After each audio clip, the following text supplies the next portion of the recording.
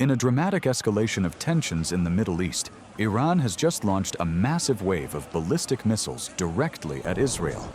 This comes just days after a suspected Israeli airstrike inside Iranian territory. And now, the response has arrived with full force. Dozens of long-range missiles were fired from Iran, targeting Israeli cities across the country. From Haifa in the north to Tel Aviv and beyond, this strike marks a critical turning point in a conflict that many fear could spiral into all-out war. Let's walk you through everything: how we got here, what just happened, and what could come next. Roughly 2 weeks ago, Israel launched a covert airstrike deep inside Iran. Though Israel has not officially confirmed it, multiple intelligence sources and satellite imagery pointed to an attack on a sensitive Iranian nuclear facility near the city of Isfahan. That strike damaged critical components of Iran's defense and missile infrastructure, and was widely interpreted as a warning shot, signaling that Israel would not tolerate Iran's expanding nuclear ambitions. Iran, however, vowed a direct response, and now they've delivered on that promise. Just after midnight local time, dozens of ballistic missiles were launched from within Iranian territory. These were not short-range rockets or proxy attacks. These were advanced, long-range weapons fired straight from Iran's soil. The primary missiles used were Shahab-3 and Sejil class, both capable of striking deep into Israeli territory with high speed and devastating power. Within minutes, missile alert sirens were blaring across Israel.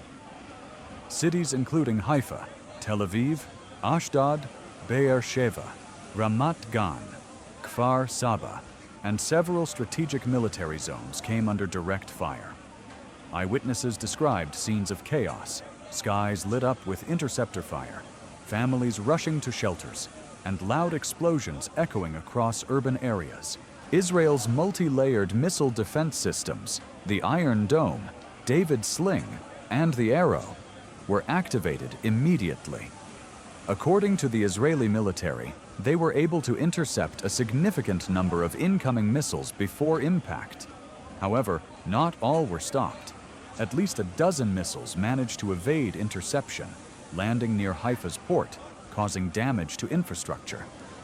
In Tel Aviv, one missile struck near a residential complex, injuring several civilians and shattering windows for blocks. Elsewhere, energy facilities and a military base in the south sustained direct hits. The full extent of the damage is still being assessed, but initial reports confirm over 30 injuries, with several in serious condition. Shortly after the attack, Iran's Revolutionary Guard issued an official statement.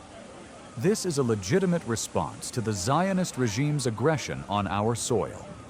We warned that any violation would be met with force. This is that force. Iran's leadership framed the missile barrage as a calculated retaliation, not an act of war, but a firm message. We will not be attacked without striking back. Analysts believe Iran wanted to re-establish deterrence without pushing things too far. A show of power, but not a declaration of total war. Global reactions came quickly. The United States condemned Iran's missile strike, but urged Israel to show restraint and avoid further escalation. European Union leaders called for both sides to step back from the brink. Meanwhile, countries across the Middle East, including Saudi Arabia, Jordan, and the UAE, went on high alert, fearing the conflict could spill across borders. Oil prices surged within hours, and airlines suspended flights over large parts of the region. The UN Security Council scheduled an emergency session within 24 hours, calling the incident a grave moment for regional stability. Inside Israel, Prime Minister Benjamin Netanyahu convened the war cabinet. Military forces were placed on full alert, air bases were mobilized, and additional Iron Dome batteries were deployed across major population centers. The key question now: will Israel strike back? Or will it wait, reassess, and seek to contain the damage? Defense analysts say Israel has three choices. 1. Launch a counter-strike deep inside Iran, risking full-scale war. 2. Target Iran's regional assets in Syria, for example, while avoiding direct escalation. 3rd, hold off for now and let diplomatic pressure isolate Iran further. So far, no official Israeli response has been confirmed, but signs suggest preparations are underway. This exchange of Israeli strikes in Iran, followed by Iranian missiles hitting Israeli cities, is the first direct military confrontation between the two nations in decades. It breaks the pattern of indirect proxy warfare. It proves that both sides are now willing to cross red lines openly, and with deadly consequences. And it raises a terrifying prospect.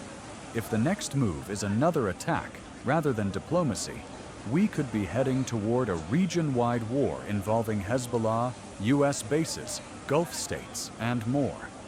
The Middle East, once again, sits on a knife's edge. Iran's missile barrage was the boldest message it could send without declaring war. Israel's next decision may determine whether this ends here or explodes into something much larger.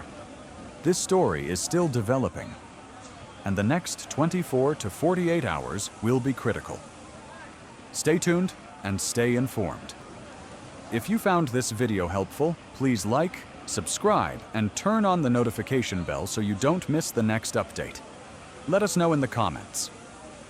Should Israel respond militarily or seek a diplomatic resolution? We'll keep tracking this situation as it unfolds. Thank you for watching.